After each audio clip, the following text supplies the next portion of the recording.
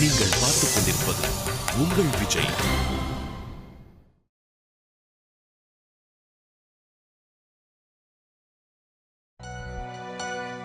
ஐயா மன்னிக்கணும். நீங்க போலீஸ்காரங்க, உங்க கடமையை செஞ்சிருக்கீங்க.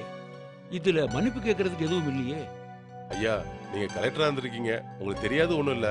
இங்க பாருங்க, நான் இங்க கலெக்டரா வரல, ஒரு பையனை பெத்த தகப்பனா வந்திருக்கேன். சட்டப்படி நீங்க என்ன செய்யணுமோ அதை செய்யுங்க.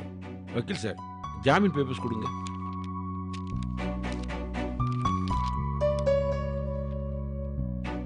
ஐயா நீங்க இதுல ஒரு கையெழுத்து போடணும். குமரேசன் சார், அவர் கூட்டிட்டு வாங்க. சரிங்க சார்.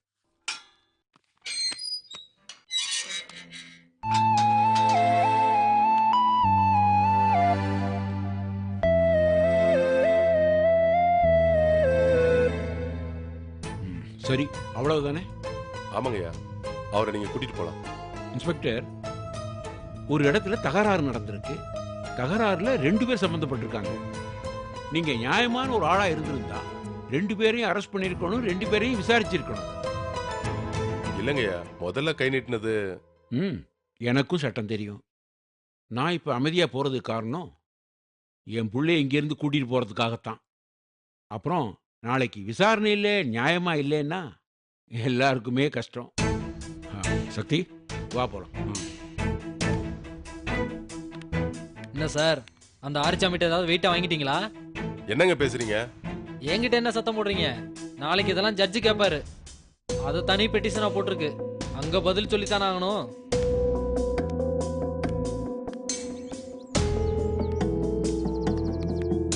ஐயா, எனக்கு கோர்ட்டுக்கு டைம் ஆச்சு, நான் அப்படியே கிளம்புறேங்க. ஐயா, என்ன மன்னிச்சிருங்கய்யா. அட, இப்ப எதுக்குப்பா என்கிட்ட போய் நீ மன்னிப்பெல்லாம் கேட்குற? இல்லைங்கய்யா, தப்பு என் மேலதான். இப்படி ஒரு விஷயத்துக்காக உங்களை போய் போலீஸ் ஸ்டேஷன் படியேற வச்சிட்டேனேங்கய்யா. சக்தி, கோர்ட்டுக்கும் போலீஸ் ஸ்டேஷனுக்கும் போகாம இருக்கணும்னு சொல்றதெல்லாம் பொதுவான ஆளுங்களுக்கு தான். நம்மள மாதிரி பொதுநலனுக்காக வேலை செய்யறவங்களுக்கெல்லாம் கிடையாது. வம்பு தும்பு வேண்டாம்னு நாம வீட்டிலே உட்கார்ந்துருந்தா நாம சந்தோஷமா இருந்திருக்கலாம். ஆனா நம்மளை சுத்தி இருக்கிறவங்க எல்லாம் நாசமா போயிடுவாங்க. அடுத்தவங்களுக்காக போராடுறவங்க, சண்டை போடுறவங்க, இவங்க வாழ்க்கையில இதெல்லாம் சகஜம். அதுவும் நமக்கு முன்னாடி இருந்தவங்கெல்லாம் போலீஸ் ஸ்டேஷன்ல கிடந்து அடிபட்டும் படாத பாடுபட்டும் தான் நமக்கு சுதந்திரம் எல்லாம் வாங்கி கொடுத்தாங்க. ஏப்பா, நான் பேசுனதுல உனக்கு மனசு சமாதானம் ஆகலையா? ஐயா, எத்தனையோ பேருக்காக கையெழுத்து போட்ட உங்க கை இப்ப போலீஸ் ஸ்டேஷன்ல எனக்கு ஒரு ஜாமீன் கையெழுத்து போடுற மாதிரி ஆயிடுச்சேங்கய்யா. அதுல ஒன்றும் அசிங்கமில்ல சக்தி, பெருமைதான். நான் யாருக்காக ஜாமீன் கையெழுத்து போட்டேன்? நான் பெத்த பிள்ளைக்காகத்தானே. போடக்கூடாதா? அதெல்லாம் ஒன்றும் இல்லைப்பா. ஐயா, அந்த ஆரிச்சாமி எனக்கு தெரியும் சக்தி, அந்த பயலையும் தெரியும், அவன் அப்பனையும் தெரியும். அவங்கெல்லாம் நாக்கில் விஷத்தை வச்சுக்கிட்டு இருப்பானுங்க, ரொம்ப ஜாஸ்தியா பேசியிருப்பானுங்க. உனக்கு ஆத்திரம் வர்றதுக்காக என்ன அசிங்கப்படுத்தி பேசியிருப்பானுங்க. உனக்கு கோபம் வந்திருக்கும், 2 தட்டு தட்டிட்ட. என்னால கோவத்தை அடக்க முடியலைங்கய்யா. 10 நாள் என்னென்னமோ பேசிட்டு இருந்தாங்க, அம்முட்டுமே என் காதுக்கு வரத்தான் செஞ்சிச்சு. எலெக்ஷன்ல கொஞ்சம் முன்ன போன இருக்கும்னு நானும் பொறுத்து போனேன். என் எதிரில் வந்து நின்றுக்கிட்டு எலெக்ஷன் முடிகிற வரைக்கும் உங்க ஐயா இருப்பாரு அப்படி கேட்டப்ப என்னால முடியலைங்க. அட, என்னப்பா இது? இதுக்கா ஆத்திரப்பட்டு அவன் அடிச்சே? சக்தி, அவன் ஏதாவது பேசினா நீயும் பதிலுக்கு ஏதாவது சொல்லிட்டு போ. ஐயா, அவை அளவுக்கு தரம் கட்டி எனக்கு பேச தெரியலைங்கய்யா. எனக்கு கோவம் வந்துச்சு, அடிச்சு விட்டேன். எல்லாரும் அந்த இடத்துல இருந்ததுனால கொஞ்சம் தள்ளுமுள்ளாகி போச்சு. புரியுதுப்பா. நல்ல குடும்பத்துல பிறந்தவங்க எப்படி நடந்துப்பாங்களோ அப்படிதான் நீ நடந்துகிட்ட. சண்டை போடாம இருக்கிறது நல்லதுதான். ஒதுங்கி போறத அவனுங்க ஒழுங்கா புரிஞ்சுக்க மாட்டாங்க, அத கோடத்தனம்னு நினைப்பாங்க. அதனால நீ அவனுக்கு கொடுத்தது சரிதான். இதனால நான் உங்ககிட்ட வருத்தப்பட்டு கோவப்படுறதுக்கோ ஒண்ணும் இல்லை சக்தி. இத ஒரு நியாயமான ஆளா இருந்து நான் பார்த்தா கூட நீ சண்டை போட்டது சரின்னு தான் எனக்கு தோணுது. ஒரு தகப்பன எனக்கு பெருமை தான்டா. நாளைக்கு எந்த பயலும் நம்மளை பத்தி தப்பா பேச யோசிப்பான்ல. சக்தி, நியாயமான விஷயத்துக்காக போராடுறப்ப இந்த மாதிரி போலீஸ் ஸ்டேஷன், கோர்ட்டுன்னு போக வேண்டி வரும். தயாராயிரு, வா போலாம். சக்தி, ஐயா. முருகேசனோட 2வது பையனும் நீயும் சிநேகிதக்காரங்க தானே? ஆமாங்கய்யா. அவனும் நீயும் தான் சண்டை போட்டதா சொன்னாங்க. ஏப்பா, அவன் தான் உன் மேல முதல்ல கை வச்சானாமே. ஐயா அது வந்து இந்தா, முருகேசன் பைய குடும்பம் ஒரு முட்டா பைய குடும்பம். அங்க இருக்கிற எவனுக்கும் புத்தி கிடையாது. அந்த காட்டு முன்னாட்டு பையகிட்ட நீ எவ்வளவுதான் பாசமா பழகுனாலும் சண்டைன்னு வந்தா கத்திய தூக்கிடுவானுங்க. ஏய், பழக்கம் வேற பாலிசி வேறங்கிறத பிரிச்சு பார்க்கக்கூடிய அளவுக்கு அவனுக்கு பக்குவம் கிடையாது.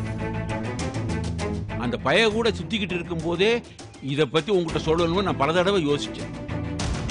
இப்ப இதை நீயே அனுபவிச்சு தெரிஞ்சுக்கிட்ட. அவங்கெல்லாம் ரொம்ப சுயநலம் பிடிச்சவங்க.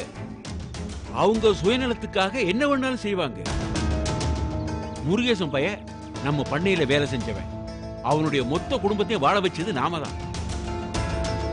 அந்த காலத்துல அவனும் என்னுடைய உயிர் நண்பன் தான். அவனுக்கு வேணுங்கிறப்ப அவன் இதுல எதையுமே யோசிச்சு பார்க்கல. அவன் என் தங்கச்சி இழுத்துட்டு ஓடிட்டான். இவனும் அந்த குடும்பத்தில் ரத்தம் தானே. இவங்கிட்ட எச்சரிக்கையாரு சக்தி.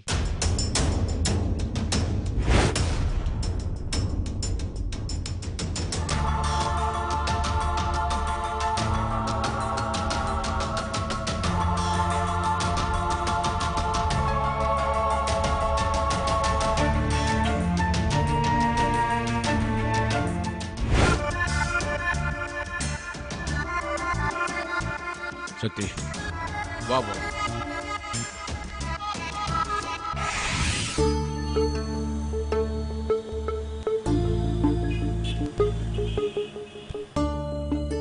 எங்க ஐயா இது வரைக்கும் போலீஸ் ஸ்டேஷன் பக்கமே வந்தது இல்லடா. என்ன பண்ணி கலெக்டர் பிள்ளையா இருந்துட்டு இப்படி கரடி விடுற? இந்த பாரு, ஒரு கலெக்டர் வீட்டுக்கு போலீஸ் வரதும் போலீஸ் ஸ்டேஷனுக்கு கலெக்டர் போறதும் அரசியல சாதாரண விஷயமாப்பா. ஏலே, அந்த நொண்ணையில எனக்கும் தெரியுது. கலாட்டா பண்ற அவங்க உள்ளே பிடிச்சி உள்ள போடுறத, அதுக்கு ஜாமீன் கொடுக்க எங்க ஐயா போலீஸ் ஸ்டேஷனுக்கு வர்றதும் உனக்கு சாதாரணமா தெரியுதா?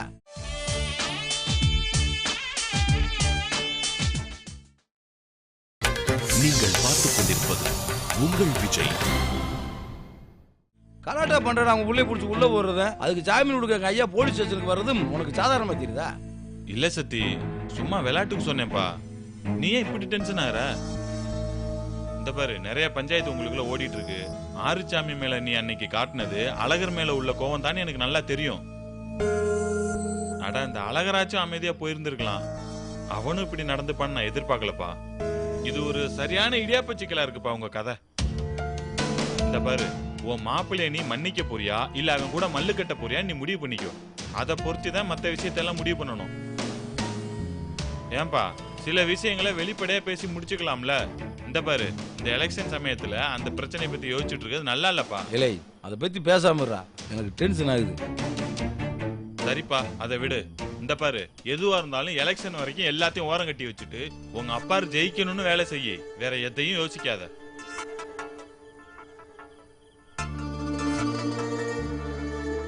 என்னப்பா யோசிக்கிற? எலெக்ஷன் முடிகிற வரைக்கும் குடிக்காம இருப்பா. இதுவே பாதி கெட்ட பேரு. ஏலே, நீ முடித்தூரம் யோசிக்கிறப்ப அதே மாதிரி நானும் யோசிக்க மாட்டேன்னா?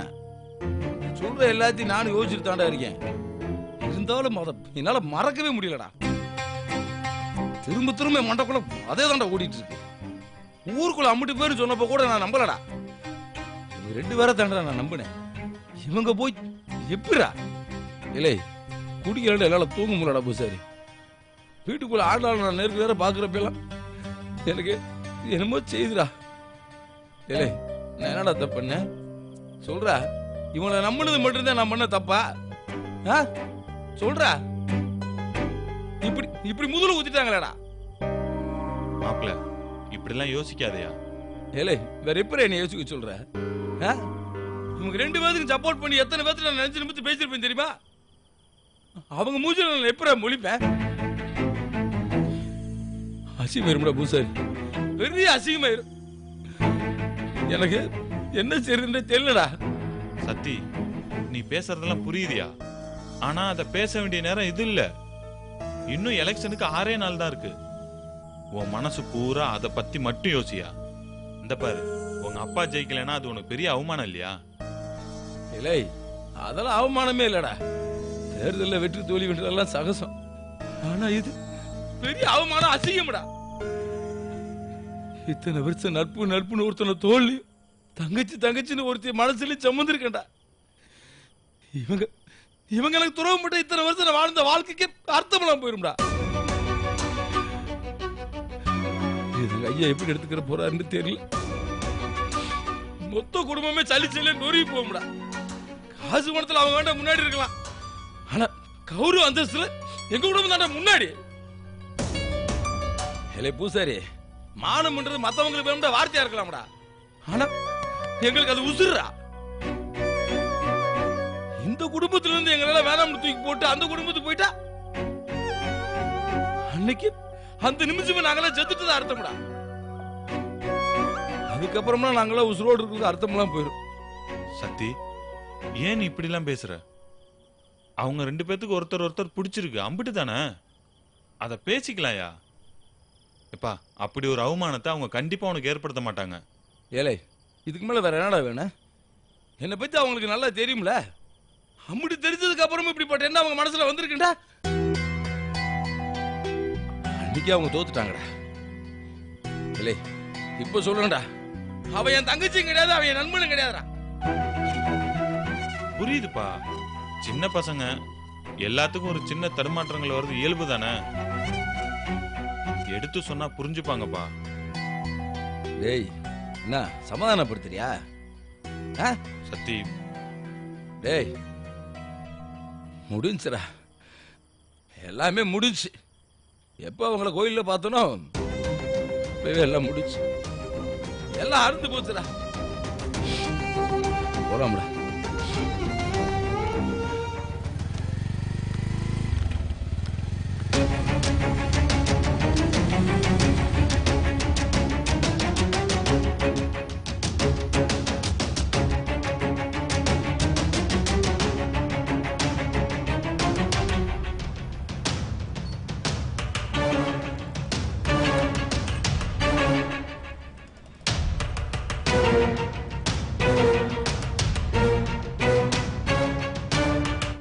போயிடலாம்ப்பா.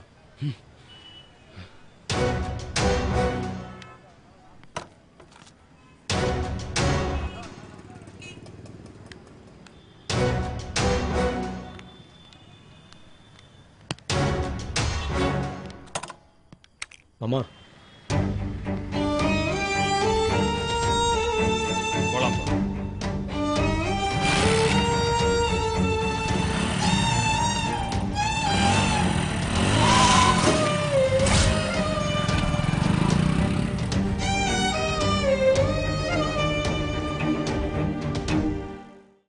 இன்னைக்கு ஓட்டு கேன்வாசிங்ல சொல்லுங்க. ஒரு 4 தெருவாவது போய் பண்ணி முடிச்சிடணும்ப்பா. உட்காருங்க உட்காருங்க. மாமா உள்ள சாமி கும்பிட்டுட்டு இருக்காரு, ஒரு 5 நிமிஷத்துல வந்துருவாரு. பரவாயில்ல பரவாயில்ல. உங்களுக்கெல்லாம் காப்பி டீ போட்டு தரணும்னு எனக்கு ஆசைதான். என்ன பண்றது, கொடுத்தா உங்க வேட்பாளர் கோச்சுப்பாரு. என்ன பாக்குறீங்க? உங்க ஐயா தான் ஸ்ட்ரிக்ட்டா சொல்லிட்டாரு, என்ன தேடி வர யாருக்கும் பச்சை தண்ணி கூட கொடுக்க கூடாதுன்னு. உடனே உங்க ஐயாவை கஞ்சத்தனம்னு யோசிக்காதீங்க. கண்ணியம், சலுகையை கொடுத்து ஓட்டு வாங்க கூடாதுன்னு உங்க வேட்பாளருடைய கொள்கை. ஆமாம்மா, ஐயாவை பத்தி புரிஞ்சதுனாலதான் நாங்கெல்லாம் கூட வேலை செஞ்சுட்டு இருக்கோம். அட கூறு கெட்ட குக்கரு, குடிக்க தண்ணி கூட தரமாட்டேன்னு சொல்லிட்டு இருக்காரு. அந்த கிழவன் பின்னாடி கச்சி டாகு மாதிரி சுத்திட்டு இருக்கீங்க. ஐயா யாருக்காக நிக்கிறாங்க? எல்லாம் நமக்காக தானே நிக்கிறாங்க. அது சரி அது சரி. இப்பேற்பட்ட தொண்டர்கள் கடைக்கு ஐயா கொடுத்து வச்சிருக்கணும். கை காசு செலவு பண்ணி வேலை செய்யுங்க வேலை செய்யுங்க. ஆமா, ஆறுச்சாமி அள்ளி விடுறானாமே. காலையில இட்லி இடியாப்பம் சாப்பிட்டுட்டு தான் பிரச்சாரத்துக்கு எல்லாரும் கிளம்புறாங்களாமே. 10 நிமிஷத்துக்கு ஒரு வாட்டி இளநீர், மோர், பதநீர்.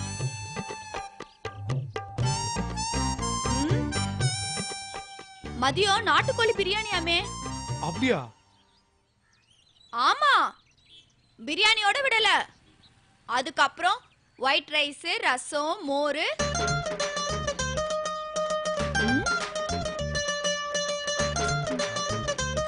வெத்தலை பாக்கு போட்டுக்கிட்டு 1 மணி நேரம் மரத்துக்கு கீழே மல்லாக்கா படுத்து தூங்கிட்டு ஒரு 3-3:30 எழுந்திருச்சு ஃபில்டர் காப்பி குடிச்சிட்டு தான் மறுபடியும் பிரச்சாரத்துக்கு கிளம்புறாங்களாம். அப்படியா? ஆமாங்க. 5 மணிக்கு குட்டி லாலா கடையில சுட சுட அல்வா, சூடா ஆனியன் பக்கோடா, சுண்ட காய்ச்சின பால். ராத்திரியில பொரோட்டாவும் சில்லி சிக்கனுமா. அது மட்டும் இல்லங்க, வீட்டுக்கு போகும்போது 1000 ரூபாய் படி வேற குடுக்குறாராம். அண்ணே, அம்மாவுக்கு உடம்பு சரியில்லையா, ஒரு எட்டு வீட்டுக்கு போயிட்டு வந்துடுறேனே.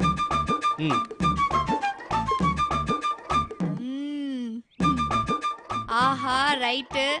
ஒரு குரங்கு யோசிச்சிருச்சு. இவனுங்க போய் ஆறுசாமிக்கு வேலை செஞ்சு உருப்பிடுற வழியா பாப்பாங்களா? அதை விட்டுட்டு இந்த ஒண்ணுத்துக்கும் உதவாத கிளவும் பின்னாடி சுத்திக்கிட்டு. இப்படி காசு பணத்தை கொடுத்து பிரச்சாரத்தை கூப்பிடுறது தப்பு இல்லையா? பெரிய தப்புதான். இதுவே தப்புங்கிறீங்க. ஜெயிச்ச பிறகு வேலை செஞ்ச எல்லாருக்கும் ஆளுக்கு 1/2 ஏக்கர் புறம்போக்கு இடம் வளைச்சு தராராமே. அப்ப அதை என்ன சொல்வீங்க? என்னங்க மாநாடு? மாமா, வணக்கங்கய்யா. இங்க வாமா. மாமா, அந்த ஆறுசாமி ரொம்ப கெட்டவன்னு சொல்லிக்கிட்டு இருந்த மாமா இவங்க கிட்ட. இந்த பாருமா, எனக்கு வயசு 60 ஆனாலும் காது நல்லா தான் கேக்குது. நீங்க எல்லாரும் பேசிக்கிட்டு இருந்ததை கேட்டுக்கிட்டு தான் இருந்தேன்.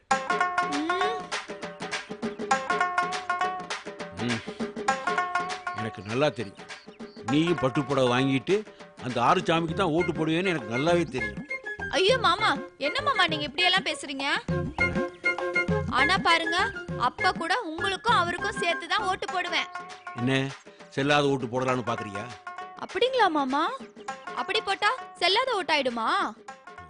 உன்னெல்லாம் மாமா, என்ன ஆறுசாமி நிஜமாலே பட்டு போட தராரா மாமா?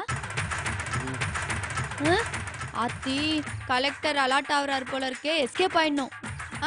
உங்கள் ஓட்டு போடுங்கம்மா. ஓட்டு கும்தலக்கடி கும்மாவா, சும்மாவா, பண மரத்துல வவாலா,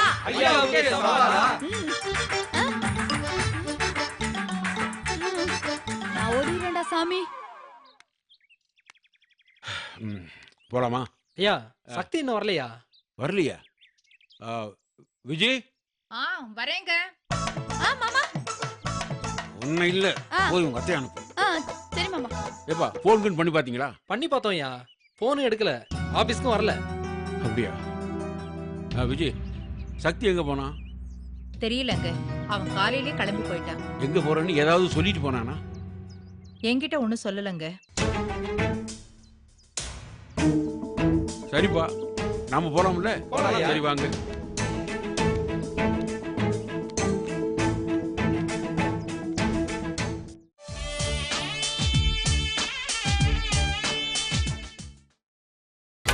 நீங்கள் பார்த்துக் கொண்டிருப்பது உங்கள் விஜய்.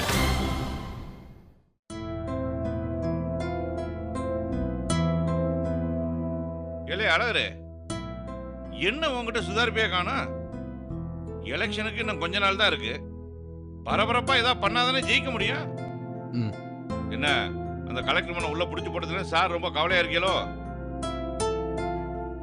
உங்க அண்ணனை ஜெயிக்க வைக்க பாடுற, அதை விட்டுட்டு ஊர்ல இருக்கணும்னு நினைச்சு கவலைப்பட்டு இருக்காத. நான் அப்படி சொன்னா உங்ககிட்ட இந்த அளவுக்காக கவலைப்படுறேன்னு? அப்பா, அவங்க 2 பேருக்குள்ள சண்டைப்பா, பேசிக்கிறது இல்ல. அப்புறம் எதுக்கு இந்த பையன் மூஞ்சி தூக்கி வச்சுட்டு இருக்கான்? உனக்கு புரியலையம்மா? அவங்க 2 பேரும் புருஷ மொட்டாடி மாதிரி.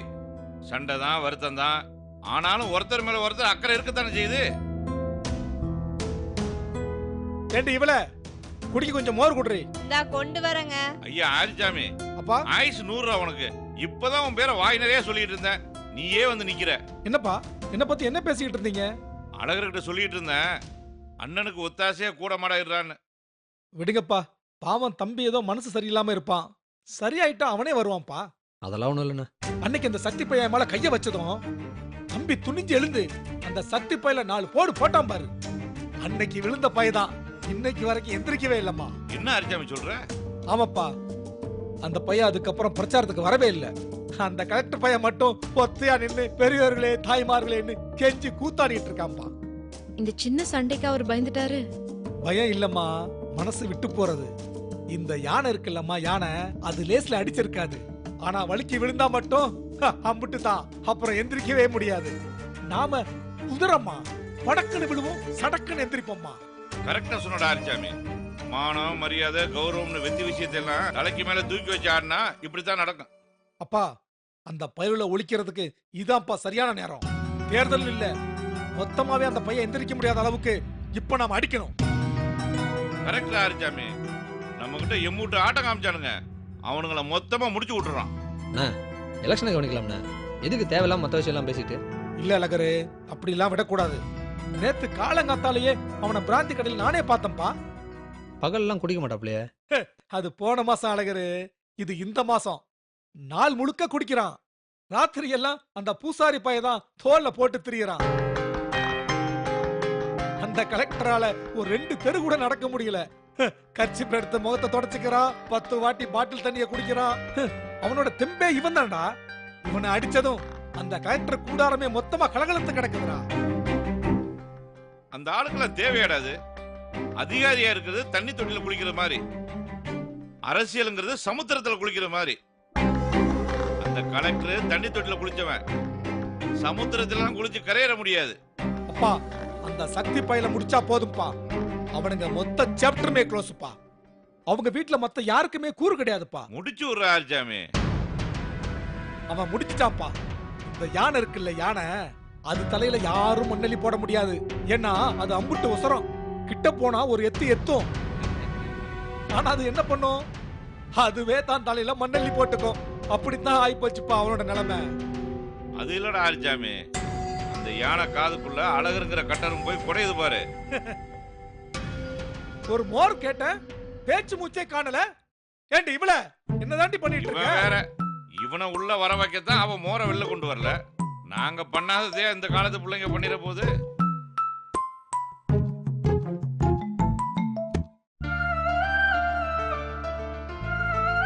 அழகரு, என்ன சங்கடமா இருக்கா? எனக்கு என்னமோ நீங்க அடிச்சுக்கிட்டது பெரிய பிரச்சனைன்னு தோணல. வேற என்னமோ இருக்கு. அது என்னன்னு கண்டுபிடி. அவர் என்கிட்ட பேச மாட்டேன்றாருக்கா. பேசவை. இல்லனா உன்கிட்ட பேச முடியாத அளவுக்கு அவருக்கு என்ன பிரச்சனைன்னு யோசி. எனக்கு அந்த ஆளை பிடிக்காது. ஆனாலும் இப்படி பாக்குறப்ப மனசு கஷ்டமா இருக்கு.